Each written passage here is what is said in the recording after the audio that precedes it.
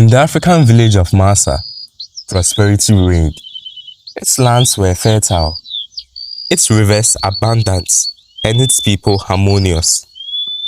This peace was attributed to the Golden Crown, a magnificent artifact adorned with diamonds, emeralds, and sapphires.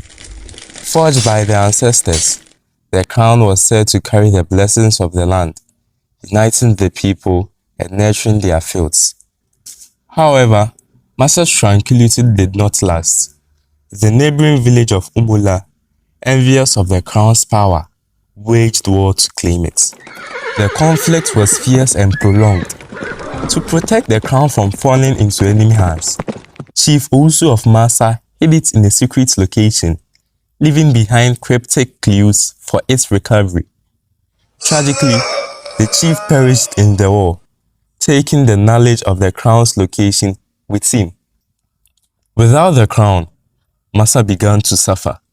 Crops withered, rains grew scarce, and the bond among its people weakened. For 2 centuries, generations searched for the crown, hoping to restore the village's former glory. Despite their efforts, the crown remained a mystery.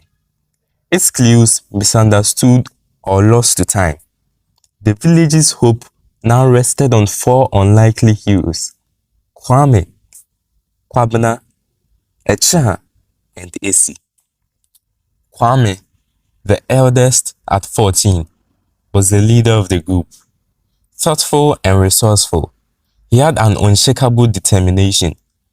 Kwame had inherited his love for history from his grandfather, an elder who often told him stories about the Golden Crown. Kwabena, 13, was the group's warrior. Energetic and brave, he approached every challenge with enthusiasm. Though impulsive at times, his loyalty to his friends was unwavering. Achiaa, also 13, was the healer and problem solver. Compassionate and wise beyond her years, she dreamed of becoming a herbalist like her mother. Achiaa was practical, offering tempering Kwabena's recklessness with her calm demeanor. Eerie, 12, was the storyteller, creative and observant. She had a way with words that inspired others. Eerie's vivid imagination often turned their mundane days into grand adventures, making her the heart of the group. Together, the 4 often gathered under a massive baobab tree, dreaming of a better Masa. One sunny afternoon, Kwame burst into their usual meeting spot, clutching an old piece of parchment. "Look at this," he exclaimed. "I found it in my grandfather's chest. It's a map of Masa, and there is a spot marked with an X." Achiaa leaned over to examine it. "Could this be where the crown is hidden?" "It must be," Kwame said. "The stories said the crown was hidden to protect it during the war. What if this map leads to it?" Kwabena jumped to his feet. "Let's go find it." "Wait," Achiaa cautioned. "We need to prepare. This could be dangerous." Eerie, her eyes shining with excitement, added, "And we will need a story to tell when we find it." After gathering supplies, food, water, and a lantern, the friends set off, promising to stay close to the village. The map led them to the edge of the Forest of Whispers, a place feared by the villagers. Legends claimed it was haunted by spirits that lured travelers astray. "Are we really going in there?" Eerie asked, her voice trembling. "We have to," Kwame said. "The map says the first clue is inside." The forest was eerily quiet, save for the occasional rustle of leaves. The children stayed close, their senses heightened. "This place gives me chills," Kwabena muttered. As they ventured deeper, they stumbled upon a carved stone covered in ancient symbols. Kwabena compared it to the map. "This is it," he said, "the first marker." Beneath the carvings was a riddle. The past lies buried where the light fades. Seek the path the ancients made. The riddle puzzled them until Essie noticed faint footprints leading away from the stone. Look, someone must have been here before. Following the trail, they discovered a narrow path covered by overgrown vines. As they pushed through, the forest seemed to grow darker, the whispers louder. I don't like this, Achiaa said, gripping Kwabena's arm. Stay together, Kwame instructed. The path led them to a clearing where an ancient tree stood. Its hollow trunk held a wooden box containing another clue. When courage is tested and fears are faced, the treasure will reveal its place. The next marker led them to a cave hidden beneath a rocky hill. Inside, the air was damp and cold, and the walls glistening with moisture. A stone tablet near the entrance bore another riddle. In the darkness, the heart must shine. Only truth can cross the line. As they ventured farther, they encountered obstacles. Narrow passages, slippery stones, and eerie echoes. At one point, Kwabena slipped, nearly falling into a deep crevice. Achiaa caught him just in time. Be careful, she scolded. Finally, they reached a chamber where a beam of light filtered through a crack in the ceiling. In the center was a pedestal holding a small golden key. When Kwame touched the key, the ground trembled, and a deep voice boomed. Who dares seek the treasure of Masa? A shadowy figure emerged, resembling a lion, but larger and more menacing. We are from Masa, Kwame said, his voice steady despite his fear. We seek the Golden Crown to save our village. To prove your worth, the guardian said, answer this. What is the greatest treasure of Masa? Kwame blurted, the Golden Crown. No, Achiaa whispered. It's the people. Masa means unity. Our people are the greatest treasure. The guardian's eyes glowed. You have answered wisely. The key transformed into a glowing map, revealing the crown's location, the river of ancestors. The journey to the river was arduous, but the children pressed on, buoyed by their discovery. They reached the river at dawn, its waters shimmering with an otherworldly light. Where do we start? Kwame asked. Essie pointed to a cluster of rocks in the center of the river. There, it looks like something is hidden underneath. Using teamwork, they moved the rocks to uncover a hidden compartment. Inside was a chest, its surface engraved with ancient symbols. This is it, Kwame whispered. Opening the chest, they gasped. The golden crown lay inside, its jewels catching the sunlight. We found it, Essie exclaimed. But their celebration was short-lived. The whispers of the forest grew louder, almost angry. Hurry, Achiaa urged. We need to leave. With the crown secured, they made their way back to Masa, their hearts heavy with the knowledge that their journey was far from over.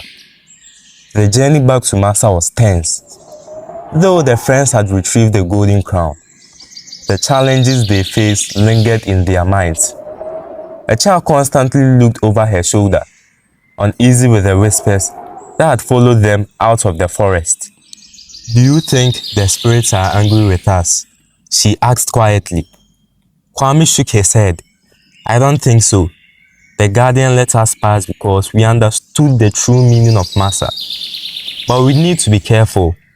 This crown doesn't just belong to us. It belongs to everyone. When they finally arrived in the village, they were greeted by curious onlookers. Word had spread of their adventure, and the chief himself came to meet them. You have done what generations before you could not, Chief Amankwa said, his voice filled with awe. You have brought back the golden crown, the heart of our village. As the chief placed the crown on his head, a sense of renewal swept through Masa. The skies, which had been dry and grey for weeks, darkened with rain clouds. The villagers gasped as the first drop of rain began to fall, soaking the parched earth. "It's a sign," an elder exclaimed. "The ancestors are pleased." That evening, Masa erupted in celebration. Drummers played lively rhythms. Dancers twirled around the central fire, and families shared meals in abundance. For the first time in years, laughter echoed through the village. Kwabena basked in the praise they received. "We are heroes," he said, grinning. "Everyone will remember us forever." Achiaa smiled, but remained thoughtful. "Yes, but this is just the beginning. The crown is back, but Masa still has challenges to face." Esi nodded in agreement. What if the crown isn't enough? The land needs more than blessings. It needs unity, like the guardian said. Kwame, who had been quietly observing the celebration, finally spoke. "The crown brought us rain, but it's up to us to make sure it lasts. We have to work together, not just as a village, but with Umula too." His words sobered the group. The crown was a symbol, but the real work lay ahead. The following weeks were a mix of hope and tension. While the rain revived the fields, the scars of the war with Umula lingered. Mainly villagers were wary of their neighbors, blaming them for decades of hardship. "We cannot forget what they did to us," one elder said during a village meeting. "They tried to steal the crown. How can we trust them now?" Kwame stood up, his voice steady. "If we hold on to anger, we will never move forward. The crown is back because we work together as friends. Masa and Umola can do the same thing." Chief Amankwa nodded thoughtfully. Perhaps the boy is right, but trust takes time. We will need to show Umola that peace is worth more than war.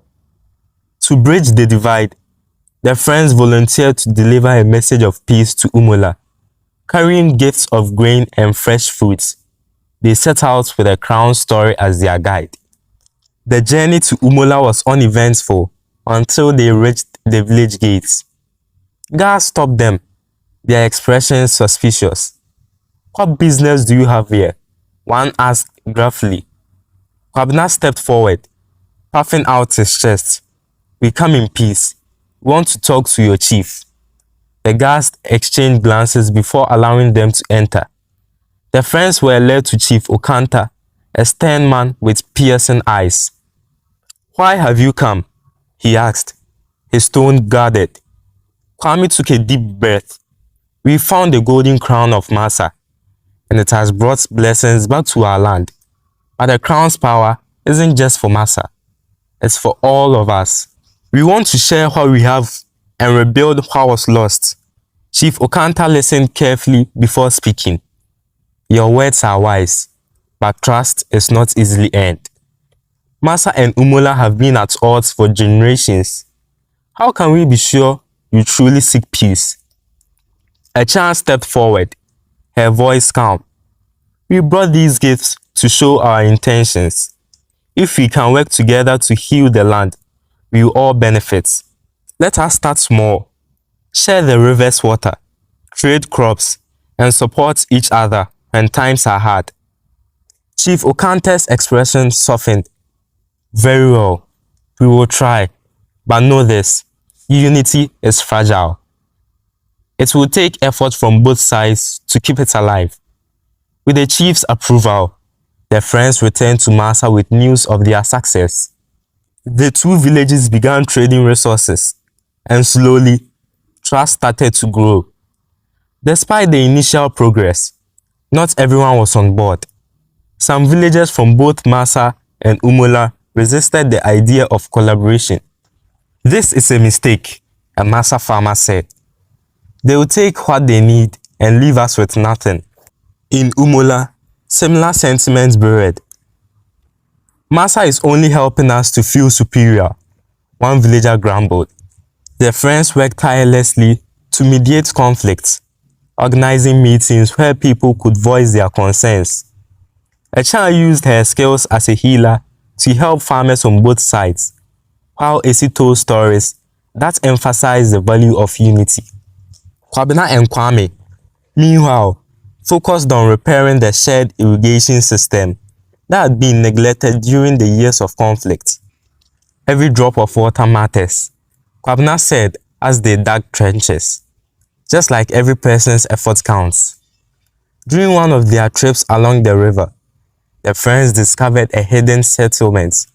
Its inhabitants, isolated for decades, had suffered immensely from the war and the droughts. We had no choice but to block the river, their leader explained. Our crops were dying, and our children were starving. Kwame's heart ached for them, but blocking the river hurts others too.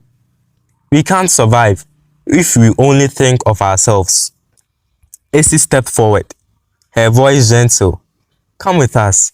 Join Masa and Umola. Together, we can build something better. It took time, but the settlements eventually agreed. Their inclusion marked another step toward unity. Years passed, and the villages of Masa and Umola flourished. The Golden Crown, now displayed in a place of honor, became a symbol of shared prosperity rather than division. Kwame, Kwabena, Achiaa, and Esi grew into respected leaders, each leaving a lasting impact on their community. Kwame documented their journey, ensuring that future generations would learn from their experiences. Kwabena became a protector of the land, teaching others the importance of courage and resilience. Achiaa became a renowned healer, her wisdom guiding both villages through times of hardship. Esi's stories spread far and wide, inspiring others to seek unity in their own lives. Together, they proved that the greatest treasure was not the crown itself, but the bonds it had helped forge. Under the shade of the great baobab tree, children gathered to hear the story of the Golden Crown. As they listened, their eyes sparkled with wonder, imagining themselves as the heroes of Masa. The rain continued to fall, the rivers flowed freely, and the land prospered. But more importantly, the people of Masa and Umola thrived together, their unity stronger than ever. And so, the legend of the Golden Crown lived on, a testament to the power of trust, bravery, and the enduring strength of community. Don't forget to like the video and subscribe to my channel. Thank you.